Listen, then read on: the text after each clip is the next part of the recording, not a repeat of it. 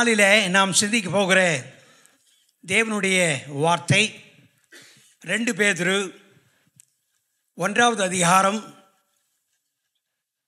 2வது வசனத்திலிருந்து 12வது வசனம் வரைக்கும் நாம் சிந்திக்க போகிறோம். 2 முக்கியமான காரியங்கள். ஒன்று, இயேசு கிறிஸ்துவை அறிகிற அறிவினால் நமக்கு உண்டாகிறதான ஆசீர்வாதங்கள். கர்த்தரை நாம் எப்படி அறிந்திருக்கிறோம்? தேவனை அறிகிற அறிவு என்று சொல்கிற பொழுது வெறும் நம்முடைய மூளை நிறைவிலே அறிகிற ஒரு அறிவு மாத்திரமல்ல. வேதத்தை வாசிக்கிறோம், ஆண்டவரை குறித்து பல காரியங்கள் அங்கே சொல்லப்பட்டிருக்கிறது. ஆனால் இவைகளெல்லாம் நம்முடைய அனுபவபூர்வமான ஒரு உணர்வை நமக்கு உண்டாக்க வேண்டும். என்னுடைய இயேசு இரட்சகர் என்று நான் சொல்லுகிற பொழுது அந்த இயேசுவை என்னுடைய இரட்சகனாக நான் ஏற்று என்னுடைய வாழ்க்கையில் அந்த அனுபவத்தை நான் பெற்றிருக்க வேண்டாம். இயேசு என்னை சுகமாக்குகிற தேவன் என்று நான் சொல்லுகிற பொழுது ஆண்டவருடைய அந்த சுகத்தை என்னுடைய வாழ்க்கையில் நான் அனுபவித்திருக்க வேண்டும்.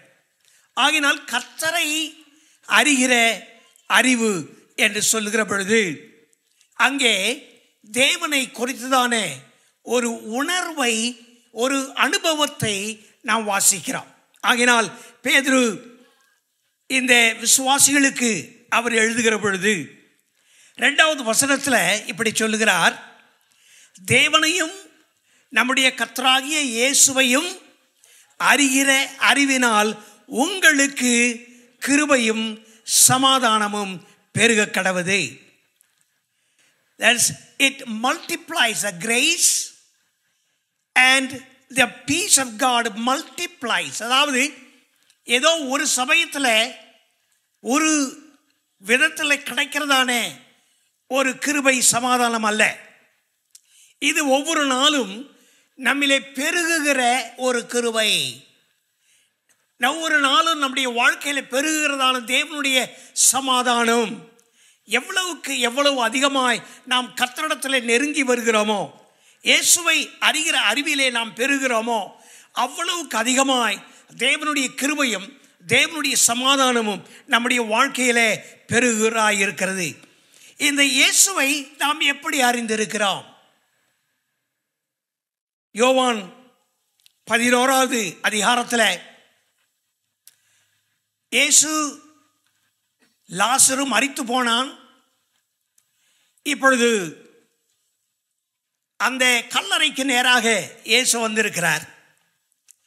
இந்த இயேசு அந்த லாசருவை மரித்த அந்த நிலையிலிருந்து உயிர்ப்பிக்க போகிறார். இயேசுவுக்கு அது நன்றாய் தெரியும். அவனை உயிர்ப்பிக்க போகிற ஒரு பெரிய அற்புதம். இதுவரைக்கும் ஒரு மரித்தவனை ஒருவரும் இப்படி உயிர் பெறத்தக்கதாக நடத்தினது இல்லை. ஆனால் இங்கே இயேசு ஒரு பெரிய மகத்தான ஒரு அற்புதத்தை செய்ய போகிறார். அந்த காரியத்தை அறிந்திருந்த பொழுதும் அங்கே சுற்றி இருந்த அந்த லாசருடைய உறவினர்கள், மார்த்தாள், மரியாள், இயேசுவுக்கு பிரியமானவர்கள், இவர்கள் அங்கே அழுது கொண்டு நின்று கொண்டிருந்தார்கள். அப்பொழுது அங்கே சொல்லப்படுகிற அந்த வசனத்தை நீங்கள் கவனித்து பார்ப்பில் என்று சொன்னால் 35வது வசனத்தில் இயேசு கண்ணீர் விட்டார். அதற்கு முன்னான வசனத்தில் என்ன வாசிக்கிறோம்? இயேசு ஆவியிலே கலங்கி, கவனிச்சு பாருங்க, அவருடைய இருதயத்திலே கலங்கி, அவருடைய உணர்விலே கலங்கி அவர் அங்கே என்ன செய்கிறார்? கண்ணீர் விட்டார். இயேசு செய்ய போகிற அற்புதம் அவருக்கு தெரியும். அவர் அங்கே அழுததற்கு காரணம் என்ன? தான் நேசிக்கிறவர்கள் துக்கத்தில் கடந்து போகிறார்கள். இங்கே மனுஷீகத்தில் பார்க்கிற பொழுது ஒருவன் மரித்தால் அவன் ஒருவேளை தேவன் வருகிற காலத்தில் அவன் உயிர்த்தெழுவான். ஆனால் இப்பொழுது அவர் செய்ய போகிற அற்புதத்தை அவர் அறிந்திருந்தாலும் இந்த ஜனங்களுடைய அந்த வேதனை, இங்கே மரணம் அவருடைய பாவத்தினால் வந்தது. ஆண்டவர் நாம் மரிக்கும்படியாய் நம்மை சிருஷ்டிக்கவில்லை. அவரோடு நித்திய காலமாய் இருந்து அவருடைய பிரசன்னத்தை அனுபவிக்கும்படியாய் நம்மை சிருஷ்டித்த தேவன் இப்பொழுது இந்த கொடூரமான அந்த சூழ்நிலை, மரணம், அதை கடந்து போகிற அந்த குடும்பம், அவர் நேசிக்கிற அவருடைய பிள்ளைகள், சகோதர சகோதரிகள், அவர்கள் அழுகிற பொழுது அவருக்குள்ளே ஒரு கலக்கம். நம்முடைய ஆண்டவர் நம்மை நேசிக்கிற தேவன், நம்மை நேசிக்கிற தேவன் என்று நாம் சொல்லுகிற பொழுது அதனுடைய அர்த்தம் அதுதான். நம்முடைய உணர்வை அவர் புரிந்திருக்கிறார், நம்முடைய வேதனையை அவர் அறிந்திருக்கிறார். நாம் கடந்து போகிற பாதையில் நம்மோடு நடக்கிற அந்த இயேசு நம்மோடு கூட எப்பொழுதும் இருந்து நம்மை கண்காணிக்கிற தேவனாக இருக்கிறார். இயேசுவை அறிகிற அறிவு என்று சொல்கிற பொழுது அவருடைய அந்த பிரசன்னத்தை நம்முடைய வாழ்க்கையிலே உணர்ந்து அவர் இப்பேற்பட்ட தேவன் என்பதை அறிந்து நடக்கிற ஒரு அனுபவம். இந்த இயேசுவை அறிந்திருக்கிற அந்த அனுபவம் தான் என்னை அந்த பெரிதான அவருடைய கிருபைக்குள்ளாக எந்த சூழ்நிலையிலும் நாம் சமாதானத்தோடு இருக்கத்தக்கதான ஒரு நிலையிலே நம்மை நடத்துகிறதா இருக்கிறது. ஹல்லேலூயா. எத்தனை பேர் விசுவாசிக்கிறீங்க? ஹல்லேலூயா. கர்த்தருடைய அனுபவம் நமக்கு தேவை. இயேசு கிறிஸ்துவனுடைய அந்த பிரதான அந்த அனுபவம் நம்முடைய வாழ்க்கையில எப்பொழுதும் நமக்குள்ளாய் இருக்க வேண்டும். அந்த இயேசு நம்மோடு கூட இருக்கிறார். யோவான் 1வது அதிகாரத்தில் நாம் வாசிக்கிற பொழுது 4வது வசனத்தை கவனிச்சு பாருங்க. அவருக்குள் ஜீவன் இருந்தது, அந்த ஜீவன் மனுஷருக்கு ஒளியாயிருந்தது. இந்த ஜீவனே ஒளி, மரணம் இருள். மரணத்திலிருந்து விடுதலை கொடுக்கிறதான அந்த இயேசு, அவரிடத்துல ஜீவன் இருந்தது, அந்த ஜீவனே நம்முடைய வாழ்க்கையிலே ஒளியாயிருக்கிறது. நாம் இருளிலே நடக்கிறவர்கள் அல்ல, நாம் ஒளியிலே நடக்கிறவர்கள். நாம் மரண பயத்திலும் மரணத்திலும் இருந்து நாம் நடக்கிறவர்கள் அல்ல. இயேசு கிறிஸ்து நமக்கென்று வைத்திருக்கிறதான அந்த நித்திய ஜீவனை பெற்றுக்கொண்டு அந்த வாழ்க்கையில நாம் நடந்து போகிற ஒளியிலே இருக்கிற தேவனுடைய பிள்ளைகளாய் இருக்கிறோம். இப்பொழுது பாருங்க, இப்பொழுது 9வது வசனத்தை வாசிங்க. இந்த மெய்யான ஒளி இயேசு கிறிஸ்து, அவரிலே ஜீவன், அந்த ஜீவன் தான் ஒளி. இங்கே சொல்லப்படுகிறத கவனித்து பாருங்க. உலகத்தில் வந்து எந்த மனுஷனையும் பிரகாசிப்பிக்கிற ஒளியே அந்த மெய்யான ஒளி. நம்மை பிரகாசிக்க செய்கிற அந்த இயேசு நம்முடைய வாழ்க்கையில அவர் வருகிற பொழுது, நம்முடைய வாழ்க்கையில அவருடைய ரட்சிப்பை நாம் அனுபவிக்கிற பொழுது, நம்முடைய வாழ்க்கையில இயேசு கிறிஸ்து இருக்கிறார், இருந்து நம்மை நடத்துகிற பொழுது, பரிசுத்த ஆவியின் மூலமாக நமக்குள்ளாய் வாசம் செய்கிற அந்த இயேசு நம்மை ஆலோசனை தந்து நடத்துகிற பொழுது, இங்கே வாசிக்கிற வண்ணமாய் நம்மை இந்த உலகத்தில் பிரகாசிப்பிக்கிற ஒளி அந்த இயேசு. ஹல்லேலூயா. நாம் இருளிலே நடக்கிறவர்கள் அல்ல, நாம் வெளிச்சத்தின் பிள்ளைகளாய் இருக்கிறோம். அந்த வெளிச்சம் நமக்கு எங்கிருந்து வருகிறது? நம்முடைய ஆண்டவராகிய இயேசு கிறிஸ்துவினிடத்திலிருந்து வருகிறது. அவரிடத்தில் ஜீவன் உண்டு, அந்த ஜீவனை எனக்கு தந்திருக்கிறார். ஒருவேளை இயேசு வருகிறதற்கு முன்பாக இந்த சரீரத்தில் நான் மரித்தாலும் எனக்கு ஒரு நம்பிக்கை என்னுடைய வாழ்க்கையில் என்னுடைய ஆண்டவர் கொடுத்திருக்கிறார். அந்த இயேசு கிறிஸ்து திரும்பவும் வருகிற பொழுது நான் உயிர்ப்பிக்கப்படுவேன். ஹல்லேலூயா. நான் உயிர்த்தெழுவேன். அதுதான் ஆண்டவர் எனக்கு கொடுத்திருக்கிறதான ஒரு பெரிய நம்பிக்கை. இந்த உலக வாழ்க்கையில் எந்த மனுஷனுக்கும் எந்த இந்த உலகத்தில் இருக்கிற ரிலிஜன்ஸுக்கும் இல்லாத ஒரு பெரிய அற்புத ஒரு நம்பிக்கை என்னுடைய வாழ்க்கையில் இயேசு எனக்கு ஜீவனை கொடுத்திருக்கிறார். அது நித்திய ஜீவன். நான் மரித்தாலும் நான் பிழைப்பேன். அதுதான் இயேசு மார்த்தா மரியாளிடத்தில் அவர் சொல்லுகிற பொழுது, மரித்தாலும் என்னை விசுவாசிக்கிறேன் பிழைப்பான். ஒருவேளை உயிரோடு இருந்து என்னை விசுவாசிக்கிறவன் மறியாமலும் இருப்பான். ஆண்டவருடைய ஜீவன், ஆண்டவருடைய அந்த ஒளி, ஆண்டவர் எனக்கு கொடுத்திருக்கிறதானே அந்த அற்புதமான காரியம், அதுதான் ஆண்டவருடைய கிருபை என்னுடைய வாழ்க்கையில் இருக்கிறது. லூக்கா 7வது அதிகாரத்தில் 36வது வசனத்திலிருந்து வாசிக்கிற பொழுது ஒரு சம்பவம் அங்கே சொல்லப்பட்டிருக்கிறது. சம்பவம் அங்கே இயேசு போயிருக்கிற பொழுது, பந்தி அங்கே வைக்கப்பட்ட பொழுது, ஒரு பாவியாக ஸ்திரீ அவருடைய பாதத்தை பர்ஃபியூம் வைத்து கழுவி தன்னுடைய முடியினால் அதை துடைத்து அவருடைய பாதத்தை முத்தம் பண்ணுகிறார். அப்போ சிமியோன் என்கிறதானே அந்த பரிசேயன் சொல்லுகிறான், இவர் உண்மையாகவே ஒரு தீர்க்கதரிசியாக இருந்தால் இவள் யார் என்று அவருக்கு தெரிந்திருக்கான். ஒரு பாவமுள்ள ஒரு ஸ்திரீ தன்னை தொடுகிறதையும் முத்தம் செய்கிறதையும் ஒருவேளை அவன் அனுமதிக்க மாட்டார் என்று அவன் நினைத்து கொண்டிருக்கிற பொழுது இயேசு சொன்னார், ஒருவன் மற்றவனுக்கு கடன் கொடுத்திருக்கிறான். ஒருத்தனுக்கு 5000 ரூபாய் நம்ம வைக்கலாம், அடுத்தவனுக்கு ஒரு 500 ரூபாய். 2 பேரும் சொல்றாங்க, ஆண்டவரே எங்களுக்கு திருப்பி கொடுக்கறதுக்கு வசதி இல்லை. 2 பேரையும் அவர் மன்னித்துட்டான். அப்போ இயேசு ஒரு கேள்வி கேட்டார், இந்த 2 பேரில் யார் அந்த எஜமானை அதிகமாய் நேசிப்பார்கள்? அவன் சொன்னான், யாருக்கு அதிகமாய் மன்னிக்கப்பட்டதோ அவன் தான் அதிகமாக நேசிப்பான். அப்போ இயேசு சொன்னார், இவருடைய பாவங்கள் அதிகம், இவருடைய மன்னிப்பு அதிகம். அவள் மன்னிக்கப்பட்டதை உணர்கிற பொழுது, நான் எப்பேற்பட்ட பாவி, ஆனால் என் பாவத்தையும் மன்னித்த இந்த இயேசு, என் பாவத்தையும் மன்னித்து என்னை சேர்த்து கொண்ட இந்த இயேசு என்று அவள் சிந்திக்கிற பொழுது அவளுடைய அன்பு உன்னுடைய அன்பை காட்டிலும் அநேகருடைய அன்பை காட்டிலும் பிரதானமாக இருக்கிறது. ஆகையால்தான் அந்த பெர்ஃப்யூமினுடைய அதனுடைய காஸ்ட் அவள் பார்க்கல. அதை ஊற்றி துடைத்தாள். நான் உங்க வீட்டுக்கு வந்தேன், நீ என் கால்களை கழுவதற்கு தண்ணி கொடுக்கல, எனக்கு முத்தம் செய்யல, என்னை வரவேற்று நீ முறையாய் என்னை நடத்தல.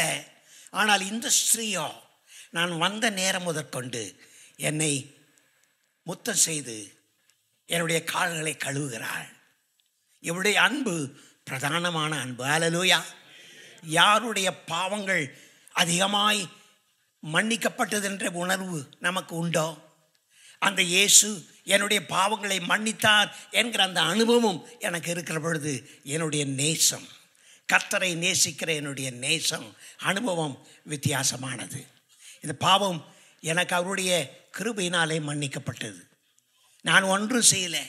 ஆண்டவரிடத்தில், ஆண்டவரே என்னுடைய பாவத்தை மன்னியும், என்னை சுத்திகரியும், நான் பிரதானமான பாவிகளில் ஒரு பாவி என்று நான் சொல்லுகிற பொழுது ஒரே ஒரு நாடியிலே என்னுடைய ஆண்டவர் உன்னுடைய பாவங்கள் மன்னிக்கப்பட்டது என்று அவர் தன்னுடைய வார்த்தையினாலே என்னுடைய பாவங்களை கழுவி என்னை சுத்திகரித்திருக்கிறார்.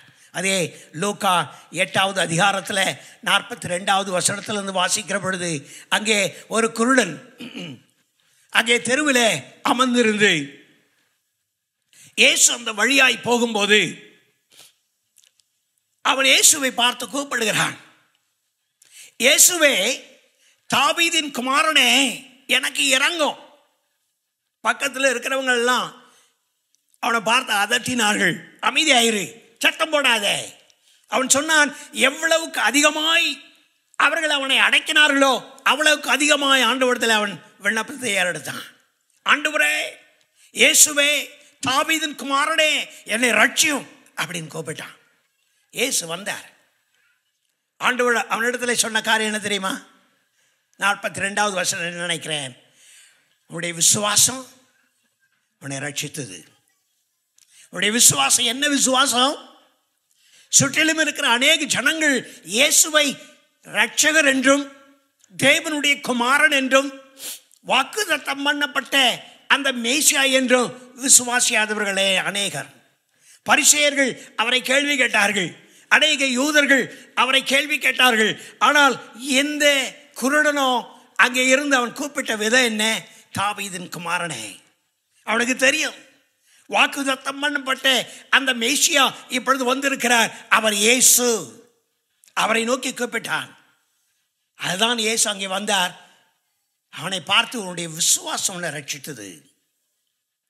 நீ என்னை மேசியா என்று அறிந்து, நான் தேவனுடைய குமாரன் என்று அறிந்து, நான் இந்த உலகத்திலே வாக்குத்தத்தம் பண்ணப்பட்ட அந்த வார்த்தையின்படியே நான் ரட்சிக்கும்படியாக இந்த உலகத்தில் வந்திருக்கிறேன் என்பதை அறிந்து நீ என்னை கூப்பிட்டாய். அந்த விசுவாசம். இயேசுவை நீ எப்படி விசுவாசிக்கிறாய்?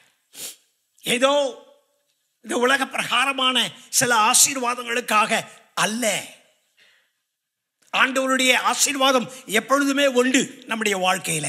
ஆனால் நான் இயேசுவினிடத்தில் வருகிற பொழுது நான் எப்படி இயேசுவை அறிந்து விசுவாசித்து வருகிறேன் என்று சொன்னால், அவர் என்னுடைய இரட்சகர், அவர் தேவனுடைய குமாரன்.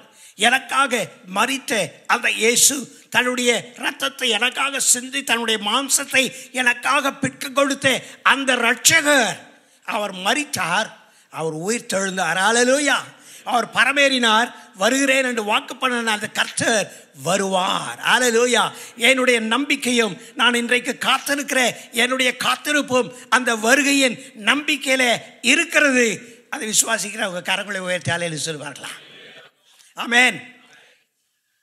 அந்த விசுவாசம் அதுதான் நமக்கு கொடுக்கப்பட்டு இருக்கிற ஒரு பெரிய நம்பிக்கையாய் இருக்கிறது. இதை யோவான் 1வது அதிகாரத்தில் 14வது வசனத்திலிருந்து நாம் பார்க்கிற பொழுது கவனித்து பாருங்கள். ஆண்டவருடைய வார்த்தை அது எதை எடுத்து காண்பிக்கிறதுன்னு சொல்லும்போது, சிருஷ்டிப்பின் சரித்திரம் ஆதியாகமம் 1 3 வரைக்கும் இருக்கிற அந்த இடத்துல ஆண்டவர் தன்னுடைய வார்த்தையினாலே எல்லாவற்றையும் அவர் சிருஷ்டித்தார். வெளிச்சம் உண்டாக கடவுது என்று சொன்ன பொழுது அங்கே வெளிச்சம் வந்தது. அந்த தேவனுடைய வார்த்தை இங்கே குறிப்பிடுகிற பிரகாரம் இயேசுவே. அந்த வார்த்தை இப்பொழுது என்னவாயிற்று? மாம்சமாகி அந்த மாம்சமான அந்த இயேசு கிறிஸ்து இந்த உலகத்தில் வந்து பிறந்து வளர்ந்து ஊழியம் செய்யும் பொழுது அவர் எப்படி நிறைந்திருந்தாராம்? கிருபையினாலும் சத்தியத்தினாலும் அவர் நிறைந்தவராய் நமக்குள்ளே வாசம் பண்ணினார். இந்த இயேசு இந்த உலகத்தில் மாம்சத்தில் பிறந்து நம்மோடு ஜீவித்த இந்த நாட்கள் அவருடைய வாழ்க்கை, அவரை குறித்து சொல்லப்படுகிற காரியம் கிருபையிலே சத்தியத்திலே நிறைந்தவர், உண்மையிலே நிறைந்தவர். நீங்க வேற எங்கேயும் இந்த சத்தியத்தை பார்க்க முடியாது. சத்தியமே ஜீவன் என்று 6வது அதிகாரத்தில் யோவான்ல வாசிக்கிறோம். ஆண்டவர் சத்தியம், அவரே சத்தியம். அது மாத்திரமல்ல, அவர் கிருபையிலே நிறைந்தவராய் இருந்தார். இந்த 16வது வசனத்தில் வாசிங்க பாருங்கள். அவர் கிருபையிலும் சத்தியத்திலும் நிறைந்தவர். is full of grace and truth. அவர் நிறைந்தவர். அந்த கிருபை நிறைந்து இருந்தபடியினாலே இங்கே 16வது வசனத்தில் சொல்கிறது அவருடைய பரிபூரணம். கிருபையில் பரிபூரணம், சத்தியத்திலே பரிபூரணம். அந்த பரிபூரணத்தினாலே நாம் எல்லாரும் கிருபையின் மேல் கிருபை பெற்றோம். அல்லேலூயா. கிருபை கொஞ்சமான கிருபை அல்ல, நிறைவான கிருபை. ஒரு நேரத்தில் கிடைக்கிற கிருபை அல்ல, ஒவ்வொரு வினாடியும் நம்முடைய வாழ்க்கையில் கிடைக்கிறதான அந்த கிருபை அந்த பரிபூரணத்திலிருந்து நமக்கு கிடைக்கிறது. எந்த சமயத்திலும் எந்த வேளையிலும் நம்முடைய வாழ்க்கையில நாம் பலவிதமான சோதனைகளுக்குள்ளாய் கடந்து போகிற பொழுது தேவனுடைய சமூகத்திலே நாம் வந்து, ஆண்டவரே என்னை ரட்சியும், நம்முடைய கிருபையினால் என்னை தாங்கும் என்று ஜெபிக்கிற பொழுது அந்த பரிபூரணத்திலிருந்து வருகிறதான அந்த கிருபை நம்மை தாங்குகிறது. அல்லேலூயா. அவ்வளவுதானா? அல்லேலூயா. கிருபையை அனுபவித்திருந்தா நல்ல சத்தமா வரும். ஆமென், ஆமென், ஹல்லேலூயா. கிருபையின் மேல் கிருபையை நாம் பெற்றுக்கொண்டோம் என்று வாசிக்கிறோம். கர்த்தருடைய கிருபை எப்பொழுதும் நம்முடைய வாழ்க்கையில நிறைந்திருக்கிறது. எபிரேயர் 13வது அதிகாரம் 9வது வசனத்தை வாசிங்க. போஜன பதார்த்தங்களினால் அல்ல, எதனால நம்முடைய இருதயம் நிரப்பப்பட வேண்டும். கிருபையினாலே இருதயம் ஸ்திரப்படுகிறது நல்லது. Our hearts must be strengthened by the grace of God, not by the food. சாப்பாடு சாப்பிட எது அப்படி பெருகிட்டு போகும், உள்ளுக்குள்ள சமாதானம் இருக்காது. There won't be peace in your heart when you take your food. It may make you very fat, very big physically. That doesn't help your inward spiritual, that grace that comes from God. உடைய சரீர பிரகாரமான ஆகாரத்தினால் அல்ல, எதனால் நம்முடைய இருதயம் ஸ்திரப்பட வேண்டாம்? ஆண்டவருடைய அந்த கிருபையினால் நம்முடைய இருதயம் ஸ்திரப்பட வேண்டாம்.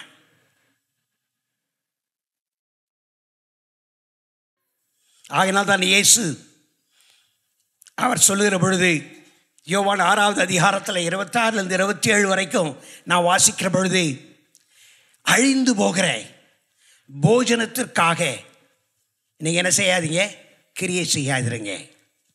அழிந்து போகிற போஜனத்திற்காக அல்ல. எப்போ பார்த்தாலும் வேலை, எப்போ பார்த்தாலும் எவ்வளவு சம்பாதிக்க முடியும், உலக பிரகாரமான சிந்தனைகளும் உலக பிரகாரமான ஆசைகளும் உலக பிரகாரமான காரியங்களுக்காக நம்முடைய நாட்களையும் நம்முடைய நேரத்தையும் செலவிட்டு நாம் எப்பொழுதுமே உலக பிரகாரமான நோக்கோடு இருக்கக்கூடாது. நான் சொன்னது எப்பொழுதும் அதுதான். Let not your focus be on the money. உங்களுடைய அந்த குறிக்கோள், வாழ்க்கையின் குறிக்கோள் எதன் பேரில் இருக்கக்கூடாது? பணம் பணம் பணம் பணம் பணம். 10 வீடு வேணும், 20 கார் வேணும், அதுவல்ல. இங்கே வாசிக்கிறோம், இயேசு சொல்கிறார், அழிந்து போகிற போஜனத்துக்காக உங்களுடைய கிரியைகள் இருக்கக்கூடாது. எதற்காக நம்முடைய கிரியைகள் இருக்கணும்? நித்திய ஜீவன் வரைக்கும் நிலைத்து நிற்கும் போஜனத்திற்காய் நாம் என்ன செய்யணும்? கிரியை செய்யணும். நித்திய ஜீவன் வரைக்கும் நம்மை நடத்துகிறது நம்முடைய விசுவாசம், ஆண்டவருக்காய் நம்முடைய ஊழியம், ஆண்டவருக்கான அந்த சாட்சி, நம்முடைய வாழ்க்கையில் நாம் செய்கிற காரியங்கள் இயேசுவை மகிமைப்படுத்துகிறதான ஒரு காரியங்கள். என்னுடைய கிரியைகள் எல்லாம் கர்த்தரை எப்பொழுதும் கனப்படுத்துகிற கிரியைகளாய் இருக்க வேண்டாம். ஹல்லேலூயா. அதுதான் என்னுடைய குறிக்கோள். My priority in my life, my focus in my life, that is what is. ஆண்டவரை கனப்படுத்த வேண்டும். I must honor God in everything that I say and everything that I do. நான் எல்லாவற்றிலேயும், நான் பேசுகிறதிலும் செயல்களிலும் ஆண்டவரை கனப்படுத்தி மகிமைப்படுத்துகிறவர்களாய் நாம் காணப்பட வேண்டாம். பவுல் அப்போஸ்தலன் தன்னுடைய சரீரத்தில் ஏதோ ஒரு பலவீனத்தினால் ஆண்டவரிடத்தில் சுகத்திற்காக ஜெபிக்கிறார். 2 கொரிந்தியர் 12:9 வாசிக்கிற பொழுது ஆண்டவர் கொடுத்த வார்த்தை என்ன? என்னுடைய கிருபை உனக்கு போதும். My grace is sufficient for you. வாழ்க்கையில் பலவீனங்கள் இருக்கலாம், சரீரத்தில் ஒருவேளை குறைபாடுகள் இருக்கலாம், உன்னுடைய வாழ்க்கையில் தேவைகள் இருக்கலாம், இந்த உலகத்தில் நாம் ஜீவிக்கிற பொழுது நெருக்கங்கள் இருக்கலாம், இந்த உலகத்தில் அநேகர் நம்மை குறைபடுத்தி பேசுகிற காரியங்கள் இருக்கலாம், பலவிதமான நெருக்கங்கள் நம்முடைய வாழ்க்கையில் இருக்கலாம். ஆனால் நம்மை தாங்குகிறது ஆண்டவருடைய கிருபை.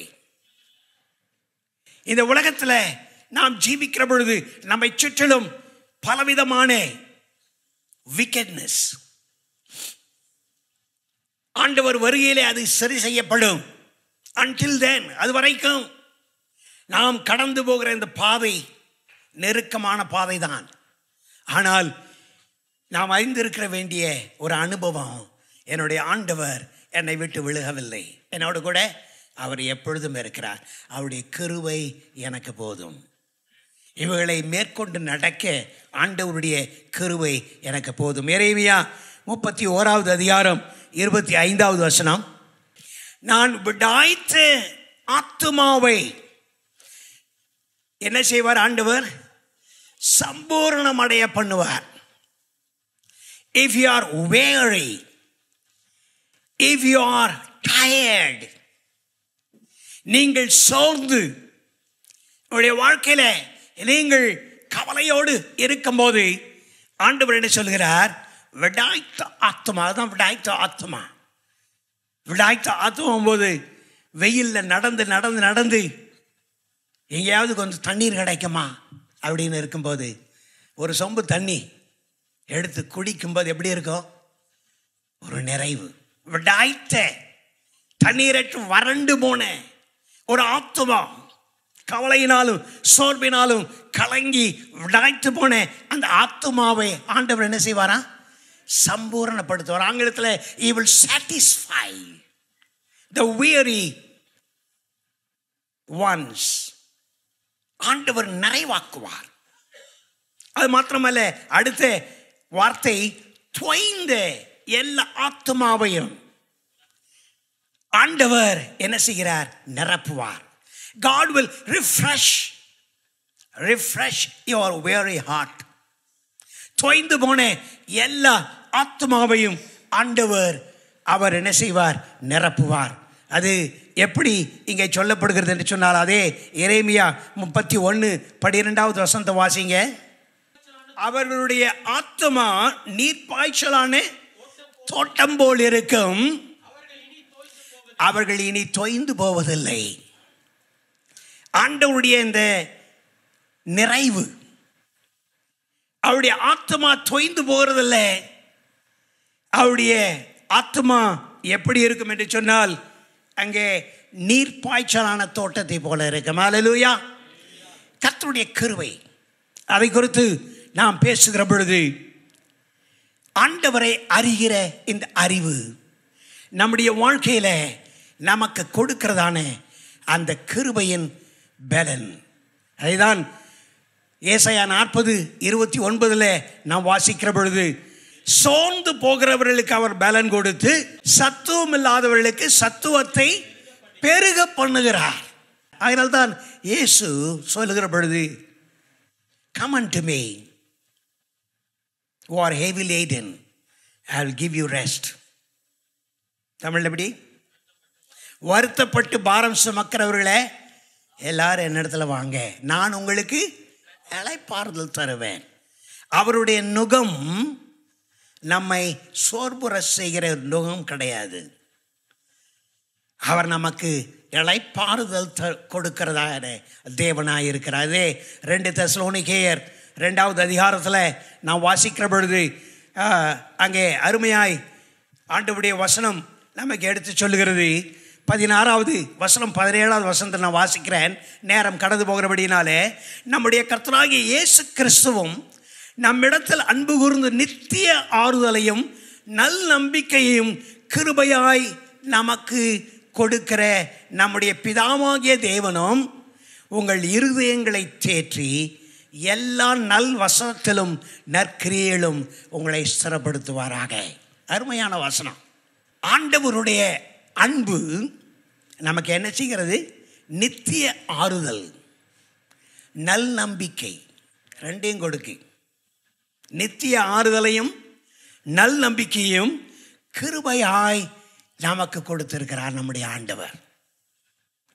அந்த நல் நம்பிக்கை, அந்த நித்திய ஆறுதல், அவர் என்ன சொல்கிறார்? உங்களுடைய இருதயங்களை தேற்றி எல்லா நல் வசனத்திலும் நற்கிரியையிலும் உங்களை ஸ்திரப்படுத்துவாராக. உங்களுடைய கிரியைகள், உங்களுடைய நம்பிக்கையின் தேவனுடைய வார்த்தைகள் உங்களை ஸ்திரப்படுத்துவதாக. இந்த தேவனுடைய அந்த அறிவு நம்மை அவருடைய கிருபையிலே பெருகச் செய்கிறதாய் இருக்கிறது. இரண்டாவதாய் இந்த இடத்துல திரும்ப வருவோம். 2 பேதுரு 1வது அதிகாரம் 3வது வசனம். 2வது வசனத்தில் நாம் என்ன வாசித்தோம்? இயேசுவை அறிகிற அறிவினால் உங்களுக்கு கிருபை சமாதானம் பெருக கடவுது. இங்கே மூன்றாவது வசனத்தை எப்படி பார்க்கிறீங்க? நம்மை அழைத்தவரை அறிகிற அறிவு.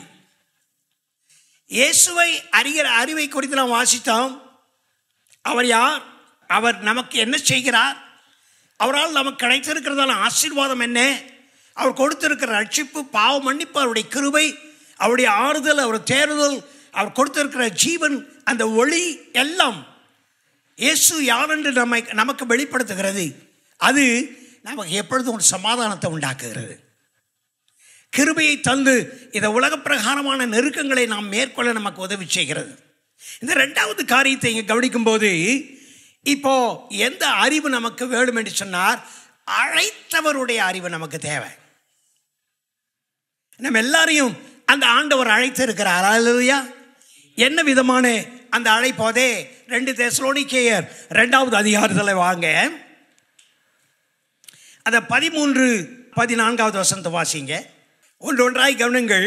நீங்கள் ஆவியினாலே பரிசுத்தமாக்கப்படுகிறதுனாலும் சத்தியத்தை விசுவாசிக்கிறதுனாலும். எதற்காக நம்மை அழைத்திருக்கிறாராம்? இயேசு கிறிஸ்துவின் மகிமையை அடையும் பொருட்டாக. இயேசு அந்த மறுரூப மலைக்கு போன பொழுது பேதுருவும் ஒருத்தர். அதில் பேதுருவும் யோவானும் யாக்கோபும் இயேசுவோடு அங்கே இருக்கிறார்கள். இயேசு என்ன ஆனார்? அவருடைய முகம் பிரகாசித்தது, மறுரூபமானார். மோசே, எலியா அவரோடு என்று பேசுகிறார்கள். அவர்கள் கடந்து போன பிற்பாடு பேதுரு என்ன சொன்னார்? எல்லாருக்கும் ஒரு டென்ட் இங்கே போட்டுடலாம், நாம் ஏன் கிளை இறங்கி போனோம்? மகிமையான ஒரு தரிசனம், மகிமையான ஒரு அனுபவம். அந்த இடத்துல மோசேயும் எலியாவும் இயேசுவோடு அங்கே பேசுகிறார்கள். இயேசுனுடைய அந்த சரீரம் ஒரு மகிமையான ஒரு சரீரமாய் மாறிற்று. ஒரு டிரான்ஸ்ஃபர்மேஷன். அங்கே டிரான்ஸ்பிகரேஷன் மவுண்ட் என்று அதை சொல்லுகிறது உண்டு. அங்கே இயேசு மறுரூபமாக்கப்பட்டார். அதை கண்ட பேதுருவும் அவரோடு இருந்த யோவானு யாக்கோபும் அந்த அனுபவம். இங்கே பவுலப்போஸ்தலன் சொல்லுகிறது எப்படி சொல்கிறார்? அந்த இயேசு கிறிஸ்துவனுடைய மகிமையை நாம் அடையும்படியாக. இயேசு வரும்போது நாம் அவரை போலவே நாம் இருப்போம். நம்முடைய இந்த பாவ சரீரம் மறுரூபமாக்கப்படும். இந்த பாவத்திலிருந்து நமக்கு என்ன கிடைக்கும்? ஒரு பெரிய ஒரு மாற்றம், விடுதலை. நம்முடைய வாழ்க்கை இயேசுவோடு கூட ஒரு மகிமையான ஒரு வாழ்க்கையாக இருக்கான். அதற்காக தான் நாம் காத்திருக்கிறோம். நாம் எதற்காக அழைக்கப்பட்டு இருக்கிறோம்? இந்த வாழ்க்கைக்கு நாம் அழைக்கப்பட்டு இருக்கிறோம். அந்த இயேசு கிறிஸ்துவனுடைய அந்த மகிமையை நாம் அடையும் பொருட்டாக நாம் இந்த ரட்சிப்பின் வாழ்க்கைக்கு அழைக்கப்பட்டு இருக்கிறோம். அதுதான் 13வது வசனத்தில் நாம் வாசித்தோம். நீங்கள் ஆவியினாலே பரிசுத்தமாக்கப்படுகிறதுனால். பரிசுத்த ஆவியானவர் உங்களுக்காக இருந்து உங்களை போதித்து உங்களுடைய நல்வழியிலே நடத்தி கிறிஸ்துவுக்கு சாட்சியாய் நிற்க இந்த உலகத்தில் உங்களை அபிஷேகித்திருக்கிற அந்த பரிசுத்த ஆவியினால் நீங்கள் என்ன செய்கிறீர்கள்? பரிசுத்தமாக்கப்படுகிறீர்கள். ஆவியானவருடைய அபிஷேகம். அவர் எதற்காக நமக்குள்ளாக இருக்கிறார்? ஆலோசனை தருவதற்காக, கர்த்தருடைய பாதையிலே நம்மை நடத்துவதற்காக, நாம் தவறி போகாதபடிக்கு விசுவாசத்தில் நிலைத்திருக்கும்படியாக தேவ ஆவியானவர் நமக்கு கொடுக்கப்பட்டு இருக்கிறார். அவர் நம்மை அவருடைய பாதையிலே நடத்துகிறபடியினாலே நம்ம என்ன செய்கிறார்? பரிசுத்தமாக்குகிறார். சத்தியத்தை விசுவாசிக்கிறதுனால். இரண்டாவதாக அப்படிதான் நாம் ரட்சிக்கப்பட்டு இருக்கிறோம். இயேசு தேவனுடைய குமாரன், எனக்காய் மரித்தார். அவருடைய இரத்தத்தினால் எனக்கு பாவம் மன்னிப்பு உண்டு. அவர் மரித்தார், உயிர்த்தெழுந்தார். அவருடைய உயிர்த்தெழுதலினாலே எனக்கு ஜீவன் உண்டு. நானும் உயிர்த்தெழுவேன். பரிசுத்த ஆவியானவர் என்னை முத்தரித்து இருக்கிறார். He has sealed me. அந்த பரிசுத்த ஆவியானவர் எனக்குள்ளாக இருந்து நான் தேவனுடைய பிள்ளை என்கிறதை ஒவ்வொரு வினாடியும் அவர் என்ன செய்கிறார்? அறிக்கையிடுகிறார். நான் தேவனுடைய பிள்ளை, என்னுடைய பரிசுத்த வாழ்க்கை, அவர் கொடுக்கிற ஆலோசனை, நான் இந்த சத்தியத்தை விசுவாசித்து நடக்கிறதுனால் எனக்கு கிடைத்திருக்கிற இந்த ரட்சிப்பு, அதற்காகத்தான் நான் அழைக்கப்பட்டு இருக்கிறேன். மேலும் சில காரியங்கள் உண்டு. நேரம் கடந்து போகிறபடினால் நான் இதோடு முடிக்கிறேன். ஆண்டவருடைய கிருபை, ஆண்டவருடைய சமாதானம், அவரை அறிகிற அறிவினால் நமக்கு உண்டாயிருக்கிறது. இந்த வேத வசனம், கர்த்தர் கொடுத்திருக்கிற இந்த சத்தியம், இதை நீங்கள் வாசித்து ஆண்டவரை நீங்கள் அறிந்து அவரை அனுபவிக்கிற பொழுது உங்களுக்கு உண்டாகிறதான தேவனுடைய அந்த கிருபையும் சமாதானமாம் ஒவ்வொரு நாளும் உங்களுடைய வாழ்க்கையில அது பெறுகிறதாய் இருக்கும். கர்த்தர் உங்களை ஆசீர்வதிப்பாராக.